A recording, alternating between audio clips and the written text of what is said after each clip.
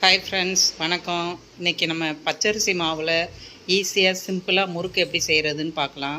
இது டக்குன்னு ரெடி ஆயிரும். உங்களுக்கு ஏதாவது ஸ்நாக்ஸ் சாப்பிடணும் போல் ஆசையாக இருந்ததுன்னா உடனடியாக ரெடி பண்ணி சாப்பிட்லாம். இப்போது இந்த கப்புக்கு 3 கப்பு அரிசி மாவு எடுத்திருக்கேன். இது ஒரு டீ குடிக்கிற வட்டை கப்பு மாவு மாதிரி. இந்த பாருங்கள், இந்த கப்பில் 3 கப்பு அரிசி மாவு, அதே கப்பில் 1 கப்பு பொரிகடலை மாவு போட்டுக்கலாம். இப்போ 3 கப்பு அரிசி மாவு நம்ம போடுறோம். 1 கப்பு பொரிகடலை மாவு, தேவையான அளவு உப்பு, அதுக்கு தேவையான அளவு கொஞ்சம் ஜீரகம், முறுக்குக்கு தேவையான அளவு, ஒரு 2 ஸ்பூன் நெய். பட்டர் இருந்தால் பட்டர் போட்டுக்கோங்க. 2 ஸ்பூன் கொஞ்சம் கம்மியாக போட்டுக்கோங்க நெய். ரொம்ப போட்டிங்கன்னா பொறுப்பு அதிகமாகி பிரிஞ்சு வர ஆரம்பிச்சிடும். இப்போ இதெல்லாம் நம்ம பெசரி விட்டுட்டு கொஞ்சம் லைட் சூடில் வெந்நி ஊற்றி பிசைஞ்சிக்கலாம். இதெல்லாம் முதல்ல நம்ம கிளறி விட்டுடலாம். இது 10 நிமிஷத்தில் ரெடி ஆயிரும். இந்த முறுக்கு உடனடியாக ஏதாவது ஸ்நாக்ஸ் சாப்பிட்ணும் ஆசைப்பட்டீங்கன்னா இதை நீங்கள் டக்குன்னு ரெடி பண்ணி சாப்பிட்லாம். பொரியல்ல மாவு மட்டும் நீங்கள் தயாராக வச்சுக்கணும்.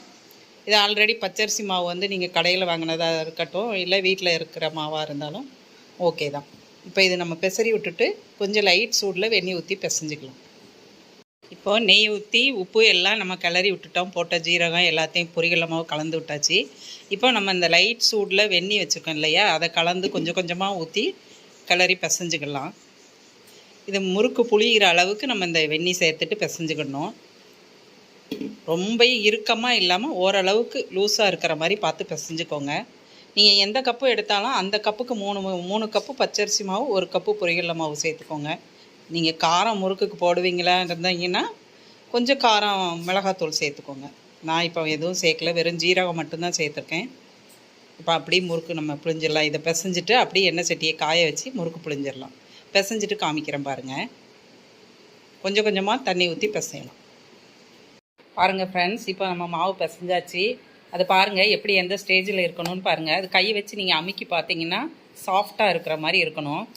மாவு அந்த பதத்துக்கு வரந்தனையும் நீங்கள் இந்த மாதிரி இருக்கிற மாதிரி பார்த்துக்கோங்க. அதே மாதிரி அந்த மாவோட தண்ணி ஊற்றி பிசைகிற தன்மையும் லூஸாக இருக்கிற மாதிரி பார்த்துக்கோங்க. ரொம்ப டைட்டாக இருந்தால் உங்களுக்கு புளியும் போது இருகலாக இருக்கும்.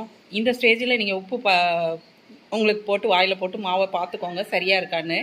உப்பு பத்தலை அப்படின்னு தோணுச்சுன்னா அந்த தண்ணியில் கொஞ்சம் உப்பை போட்டு கரைச்சிட்டு அந்த தண்ணியை தெளிச்சே நீங்கள் பிசைஞ்சிக்கலாம்.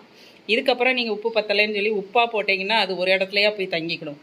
அதனால் தண்ணியில் கரைச்சிட்டு அந்த தண்ணியை தெளித்து நம்ம பிசைஞ்சிக்கலாம். இப்போ நான் சரி பார்த்துட்டேன், உப்பு கரெக்டாக இருக்குது. மொத்தத்தில் பார்த்திங்கன்னா எனக்கு ரெடி பண்ண 10 நிமிஷம் தான் ஆகுது. இப்போ நான் எண்ணெயை காய வச்சுருக்கேன். இன்னும் ஒரு 2 நிமிஷத்தில் எண்ணெய் காஞ்சதும் உங்களுக்கு முறுக்கு ரெடி ஆயிரும். வாங்க பார்க்கலாம். இப்போ இந்த முறுக்கு புளிகிற அச்சை எடுத்திருக்கேன்னா இதில் நான் இந்த அச்சை கொஞ்சம் பெருசாக்கியிருக்கேன். கண்ணை கொஞ்சம் ஓட்டையை பெருசாக்கி வச்சுருக்கேன். அதனால் முறுக்கு கொஞ்சம் பெருசாக தெரியுங்கிறதுக்காக. இப்போ இதில் நம்ம ஒரு உலக்கு மாவு அதுக்கு பிடிக்கிற மாதிரி ஒரு உருண்டையை உருட்டி எண்ணெய் ரெடியாக இருக்குது. நம்ம இப்போ அதில் புளிஞ்சிடலாம். வாங்க பார்க்கலாம். இப்போ பாருங்கள், நான் இப்போ இதில் புளிஞ்சிருக்கேன். இதில் புளிஞ்சு நம்ம அப்படி போட போகிறோம். இப்போ பாருங்கள், வெயிட் பண்ணுங்க. எப்போவும் கடலெண்ணெயில் பண்ணும்போது இந்த மாதிரி தான் உங்களுக்கு நுரை அதிகமாக வரும். அது வாசமாகவும் இருக்கும். பண்டம் ரொம்ப நாள் கெட்டு போகாமல் இருக்கும். உங்களுக்கு நிறையா பண்ணும்போது நீங்கள் கடலெண்ணெயில் பண்ணிக்கோங்க.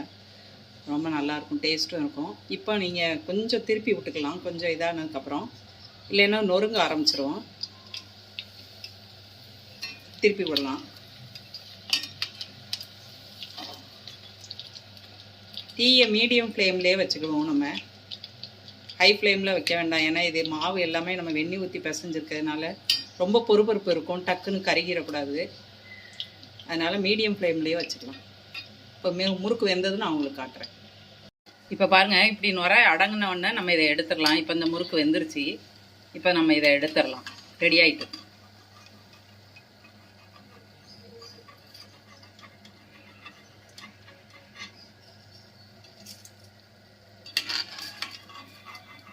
முறுக்கு ரெடி ஆயிடுச்சு. 10 மினிட்ஸில் முறுக்கு ரெடி, சாப்பிட்லாம். முறுக்கு ரெடி ஆயிடுச்சு. பாருங்கள் எப்படி இருக்குன்னு பாருங்கள். இது நல்ல பொறுன்னு இருக்கும். உங்களுக்கு இது மாதிரி செஞ்சு பாருங்கள். டக்குன்னு ரெடி பண்ணலாம். ஏதாவது ஸ்நாக்ஸ் சாப்பிட்ணுன்னு ஆசை இருந்ததுன்னா டக்குன்னு ரெடி பண்ணி சாப்பிட்லாம். செஞ்சு பாருங்கள். லைக் பண்ணுங்கள், ஷேர் பண்ணுங்கள், சப்ஸ்கிரைப் பண்ணுங்கள். நன்றி, வணக்கம்.